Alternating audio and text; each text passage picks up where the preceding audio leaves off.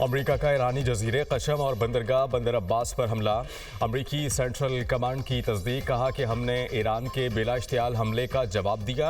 अमेरिकी बहरी जहाज़ों पर मिसाइलों और छोटी कश्तियों से हमला किया गया। हमारा कोई असासा निशाना नहीं बना। जवाबी हमले में इन तंसीबात को निशाना बनाया जहां से अमेरिकी जहाज़ों पर हमला हुआ था।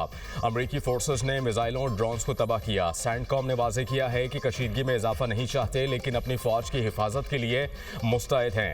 ईरानी मीडिया की बंदर अब्बास शहर में 2 ड्रोन्स मार गिराने की तस्दीक। रिपोर्ट के मुताबिक कशम जजीरे में धमाके फ़ज़ाई दिफाई कार्रवाई का नतीजा थे। मुतादिद छोटे ड्रोन्स को निशाना बनाया गया। हमलों के बाद मगरिबी तेहरान में दिफाई निज़ाम फ़ाल कर दिया गया।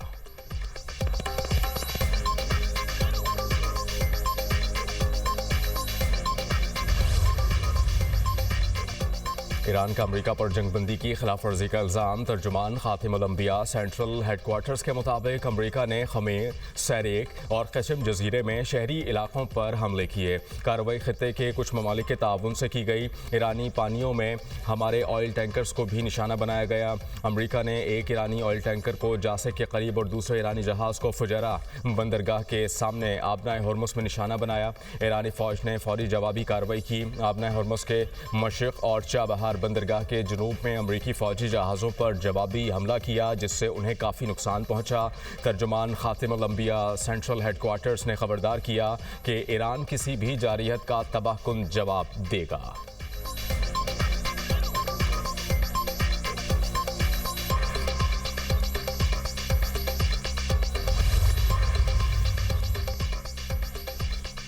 अमेरिका ईरान के जवाब का मुंतज़िर। हमें आज ईरान का जवाब मौसूल हो जाना चाहिए।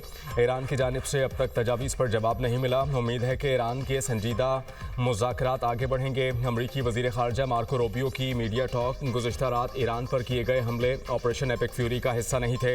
अमेरिका पर मिसाइल फायर किए गए तो हम जवाब देंगे।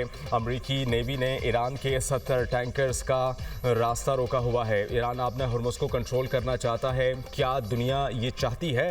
ईरान बैनुल अक़वामी समंदर को कंट्रोल नहीं कर सकता। किसी सूरत ईरान को जौहरी हथियार रखने की इजाज़त नहीं दे सकते। दुनिया का कोई भी मुल्क ईरान के पास जौहरी हथियार नहीं देखना चाहता। हिज़्बुल्लाह के साथ मुज़ाकरात नहीं करेंगे। हमारा फोकस सिर्फ लेबनान की हुकूमत है। चीन और ताइवान से मुतालिक अमेरिका की पॉलिसी में तब्दीली नहीं आई। ताइवान से मुतालिक सदर ट्रंप के दौरे चीन के दौरान बात होगी। झड़पों के बावजूद जंग बंदी बरकरार है। मुज़ाकरात जारी रहेंगे। ईरान ने अमेरिकी जहाज़ों पर मिसाइल और ड्रोन से हमले किए। इसे ऐसा नहीं करना चाहिए था। तेहरान की पहली, दूसरी और तीसरे रिजीम को ख़त्म कर दिया। वो जल्द माहिदे पर दस्तखत कर देगा। ईरान किसी भी सूरत एटमी हथियार नहीं रख सकता। अमेरिकी सदर के मीडिया टॉक। डोनाल्ड ट्रंप ने ट्रूथ सोशल पर पैगाम में कहा कि ईरानी हमलों के बावजूद अमेरिका के 3 डिस्ट्रॉयर्स बहरी जहाज़ आबनाए हॉर्मुज़ पार कर गए। उन्हें नुकसान नहीं पहुंचा। आबनाए हॉर्मुज़ में ईरानी ड्रोन्स और छोटी कश्तियों को तबाह कर दिया। ईरान नॉर्मल मुल्क नहीं, उसकी क़यादत जुनूनियों के हाथ में है। उनको मौका मिलता तो जौहरी हथियार इस्तेमाल कर चुके होते। ईरान ने डील ना की तो पहले से ज़्यादा शदीद हमले करेंगे। तीनों बहरी जहाज़ अब नाकाबंदी में फिर से हिस्सा लेंगे। मीडिया से गुफ्तगू में अमेरिकी सदर के एक बार फिर पाकिस्तानी क़यादत की तारीफ बोले। पाकिस्तानी वज़ीर आज़म और फील्ड मार्शल बेहतरीन शख्सियात हैं। पाकिस्तान की दरख्वास्त पर प्रोजेक्ट फ्रीडम रोका।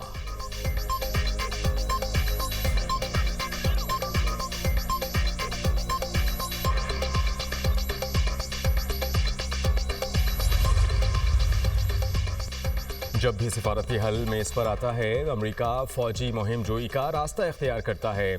ईरानी वज़ीर ख़ारजा अब्बास अराग़ची कहते हैं ये दबाव डालने की कोशिश है या फिर ट्रंप को नई दलदल में धकेलने का नतीजा है। वजूहात कुछ भी हों, नतीजा एक ही है। ईरानी कौम दबाव के आगे नहीं झुकती।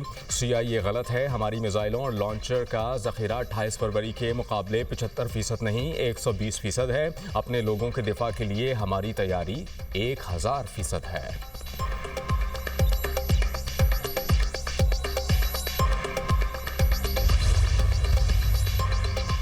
ईरानी नेशनल सिक्योरिटी कमीशन के तर्जुमान इब्राहिम रज़ाई ने अमेरिका को यूनाइटेड स्टेट्स ऑफ इडियट्स कह दिया है। सोशल मीडिया पोस्ट्स में उन्होंने कहा कि अमेरिकी सदर और वज़ीर दिफा अहमक हैं। अमेरिका 2 बार आबनाए हॉर्मुज़ से गुजरने की कोशिश कर चुका। अमेरिका अपनी पूरी बहरिया के साथ भी आबनाए हॉर्मुज़ अबूर करने की सलाहियत नहीं रखता। इब्राहिम रज़ाई ने कहा, तुम सिर्फ बिगड़े हुए बच्चे की तरह नजर आओगे, मार खाओगे और वापस लौट जाओगे।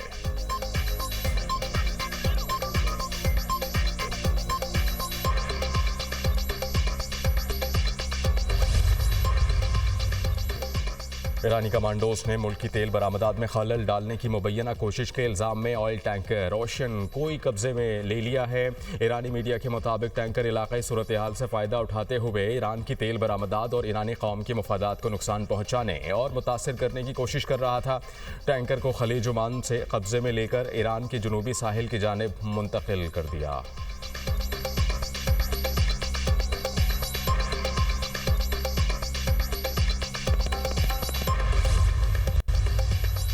मुत्तहिदा अरब अमारात का ईरान से दागे गए 2 बैलिस्टिक मिसाइलों और 3 ड्रोन्स को फ़ज़ा में तबाह करने का दावा।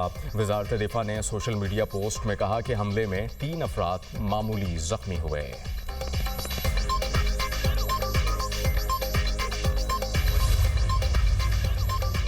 अमेरिका और बहरीन का ईरान से आबने हरमुज़ में तिजारती जहाज़ों पर हमले रोकने का मुतालबा। सलामती काउंसिल में करारदाद का मुसव्वदा जमा। मुसव्वदे में आबने हरमुज़ में बारूदी सुरंगें और गैर कानूनी टोल टैक्स वसूली का मामला भी शामिल। ईरानी वज़ीर ख़ारजा ने करारदाद मुस्तरद कर दी। अब्बास अराग़ची का UN secretary general Antonio Guterres को ख़त, कहा कि अमरीकी और बहरीनी करारदाद का मुसव्वदा इश्तियाल अंगेज़ है। मुसव्वदे में हक़ाइक़ को मस्क करके पेश किया गया। बहरान की असल वजह अमरीका और इसराइल की फ़ौजी कार्रवाइयाँ हैं। रूस ने भी करारदाद की मुखालिफत कर दी। अक़वाम मुत्तहिदा में रूस के मुस्तकिल मिशन का करारदाद के खिलाफ बयान, कहा कि करारदाद का मुसव्वदा जानिबदाराना है। एक तरफा और कशीदगी बढ़ाने वाली करारदादों से गुरेज किया जाए। मशरिक़ वस्ता में कशीदगी अमरीका और इसराइल की बिला इश्तियाल जारियत का नतीजा है। रूस ने पाकिस्तान की सालसी की कोशिशों की भी हिमायत की। कहा, उम्मीद है कि पाकिस्तान की सालसी की कोशिशें मुस्बत नताइज देंगी।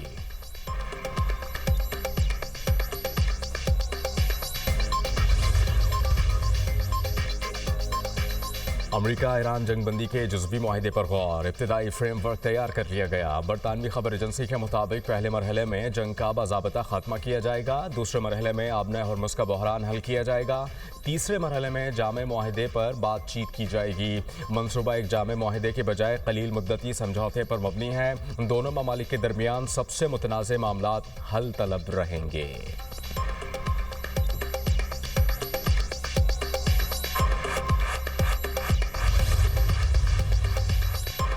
ईरान और अमरीका में सालसी की पाकिस्तानी कोशिशों की तारीफ। अमरीकी कांग्रेस में डेमोक्रेट रुकन एल ग्रीन ने करारदाद पेश की। पाकिस्तान की अमन के लिए कोशिशों को खराज तहसीन। करारदाद में कहा गया कि पाकिस्तान ईरान अमरीका जंग के खात्मे के लिए कलीदी किरदार अदा कर रहा है। उसने सिफारती वफूद की मेज़बानी के लिए मुश्किलात बर्दाश्त की। इस्लामाबाद मुस्तकिल अमन को मुमकिन बनाने में अहम किरदार अदा कर रहा है। पाकिस्तान का गैर जानिबदार किरदार इस बात की याद दहानी है कि सिफारतकारी अब भी आगे बढ़ने का सबसे मौसर रास्ता है।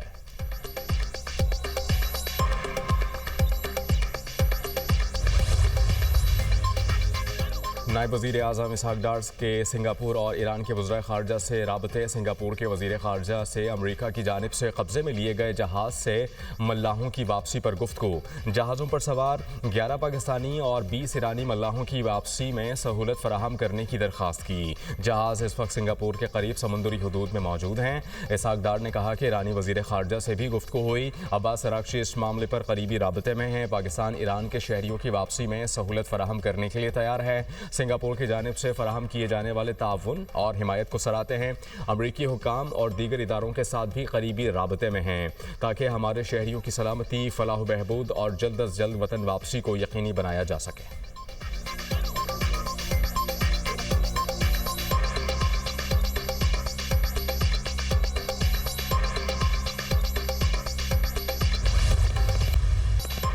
IMF एग्जीक्यूटिव बोर्ड से 1.2 अरब डॉलर किस्त की आज मंजूरी का इम्कान। IMF एग्जीक्यूटिव बोर्ड का अहम इजलास आज वाशिंगटन में होगा। पाकिस्तान के केस का जायजा लिया जाएगा। EFF और RSF प्रोग्राम्स के तहत पाकिस्तान को कर्ज की रकम मिलेगी। वजारत खजाना के मुताबिक तीसरी जायजा रिपोर्ट कामयाब होने पर पाकिस्तान को 1 अरब डॉलर्स मिलेंगे। RSF के दूसरे जायजे के बाद 210 मिलियन डॉलर इजाफी मिलेंगे। पाकिस्तान और IMF के दरमियान 27 मार्च को स्टाफ लेवल मुआहिदा तय पाया था। पाकिस्तान ने IMF के बेशतर शराइत पर अमल दरामद मुकम्मल किया। वज़ीर ख़ज़ाना मोहम्मद औरंगज़ेब ने कहा कि पाकिस्तान ने स्टाफ लेवल मुआहिदा कामयाबी से मुकम्मल किया। कर्ज मंजूर हो जाएगा। पाकिस्तान की जानिब से तमाम पेशगी इक़दामात मुकम्मल किए गए।